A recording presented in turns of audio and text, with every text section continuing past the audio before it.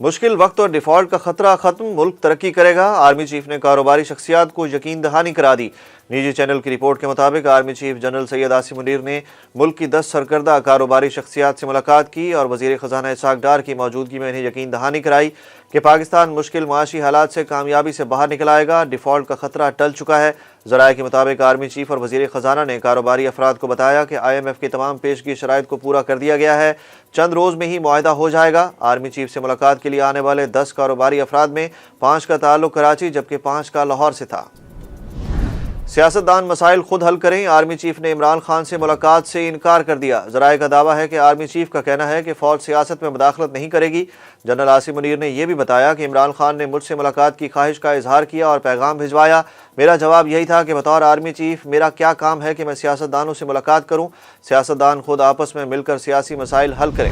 توشہ خانہ کیس میں عمران خان کے وارنٹ گرفتاری معطل، توشہ خانہ فوجداری کارروائی کیس میں اسلام آباد ہائی کورٹ نے عمران خان کے وارنٹ گرفتاری معطل کرنے کا تفصیلی فیصلہ جاری کر دیا، جس میں انہیں 13 مارچ کو پیشی یقینی بنانے کی ہدایت کی گئی ہے۔ فیصلے میں لکھا گیا کہ انصاف کا تقاضا پورا کرنے کے لیے درخواست گزار کو ایک اور موقع دیا گیا، جبکہ لاہور ہائی کورٹ نے عمران خان کی ویڈیو لنک کے ذریعے پیشی اور سیکیورٹی کی درخواست پر اعتراض ختم کر دیا۔ عدالت عالیہ نے عمران خان کی درخواست پر رجسٹرار آفس کا اعتراض ختم کر کے اسے سماعت کے لیے متعلقہ بینچ کے روبرو سماعت کے لیے مقرر کرنے کی سفارش کر دی۔ PTI نے انتخابی مہم کا آغاز 11 مارچ تک مؤخر کر دیا۔ تحریک انصاف نے اپنی انتخابی مہم کے آغاز کے لیے آج زمان پارک سے داتا دربار تک نکالی جانے والی ریلی عدلیہ سے اظہار یکجہتی کے نام کرنے کا فیصلہ کر لیا۔ لاہور میں عمران خان کی رہائش گاہ زمان پارک سے ریلی نکالی جائے گی، جس کی قیادت پارٹی چیئرمین عمران خان کریں گے۔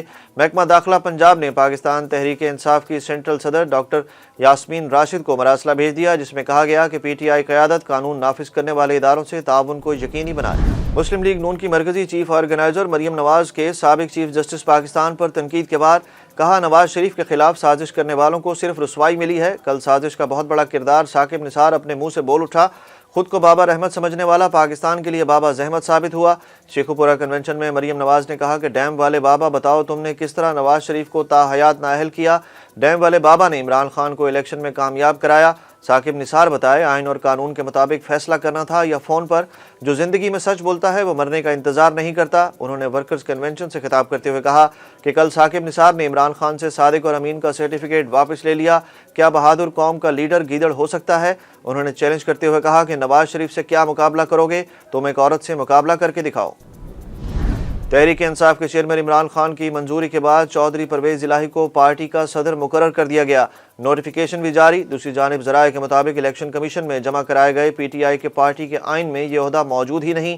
پارٹی ذرائع کا کہنا ہے کہ پارٹی کے آئین میں اگست 2022 میں ترمیم کی گئی تھی، جس کے بعد صدر کا عہدہ ختم کر دیا گیا تھا۔ پارٹی کے گزشتہ صدر مخدوم جاوید ہاشمی تھے، لیکن ان کے بعد یہ عہدہ خالی رہا۔ اسلام آباد ہائی کورٹ نے عورت مارچ کی اجازت دینے کے خلاف کیس میں دلائل مکمل ہونے پر فیصلہ محفوظ کر لیا۔ عدالت میں عورت مارچ کی اجازت دینے کے خلاف کیس کی سماعت ہوئی، جہاں وکیل نے اپنے دلائل میں کہا کہ آئین پاکستان کی دفعہ 2 کے مطابق ریاست کا مذہب اسلام ہے۔ اجازت نامہ دیتے ہوئے آرٹیکل 16 کو نظر انداز کیا گیا۔ چیف جسٹس اسلام آباد ہائی کورٹ نے استفسار کیا کہ بینرز اور پلے کارڈ ماضی کی بات ہے، ابھی آپ کو کیا خدشہ ہے؟ کیا فریڈم آف اسمبلی آئین پاکستان نے ان کو یہ حق نہیں دیا؟ عدالت نے دلائل سننے کے بعد فیصلہ محفوظ کر لیا۔ پاک بحریہ کی بڑی کارروائی، 4 ارب روپے سے زائد مالیت کی منشیات پکڑ لی۔ پاک بحریہ کے جہاز نے ریجنل میری ٹائم سیکیورٹی گشت پر تعیناتی کے دوران شمالی بحیرہ عرب میں انسداد منشیات آپریشن کرتے ہوئے منشیات کی بھاری مقدار ضبط کر لی۔ پاک بحریہ کے جہاز نے میری ٹائم سیکیورٹی آپریشنز کرتے ہوئے سمندر میں ایک مشکوک ماہی گیر کشتی کو روکا۔ کشتی کی تلاشی لینے پر پاک بحریہ کے جوانوں نے 280 کلو گرام منشیات قبضے میں لے لی۔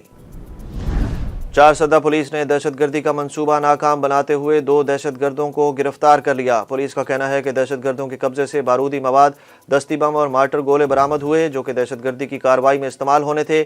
دہشت گردوں کا تعلق العدم تنظیم سے ہے، جو اس سے قبل بھی تخریب کاری کی کارروائیوں میں ملوث رہ چکے ہیں۔ رمضان میں عمرے کی ادائیگی کے لیے اجازت نامے کے اجراء کا آغاز کر دیا گیا۔ سعودی وزارت حج کا کہنا ہے کہ عمرے کی ادائیگی کے لیے نسک ایپ کے ذریعے بکنگ کرائیں۔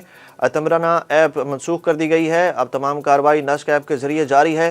سعودی سیکریٹری حج و عمرہ کے مطابق اس سال عمرہ سیزن کے آغاز سے رمضان کے آخر تک بیرون مملکت سے آنے والے عمرہ زائرین کی تعداد 90 لاکھ تک پہنچ سکتی ہے۔ پاکستان سپر لیگ کی تاریخ میں دوسری بار ایک میچ میں 20 وکٹیں گریں۔ لیگ کی تاریخ میں دوسری بار کسی میچ میں دونوں ٹیمیں آل آؤٹ ہو گئیں۔ پشاور زلمی نے 19.3 اوورز میں 207 رنز بنائے۔ قلندرز نے 19.4 اوورز میں 172 رن سکور کیے۔ پشاور زلمی نے لاہور قلندرز کو 35 رنز سے شکست دی۔ کراچی کنگز اور کوئٹہ گلیڈیٹرز PSL 8 کے پلے آف مرحلے سے آؤٹ ہو گئی ہیں۔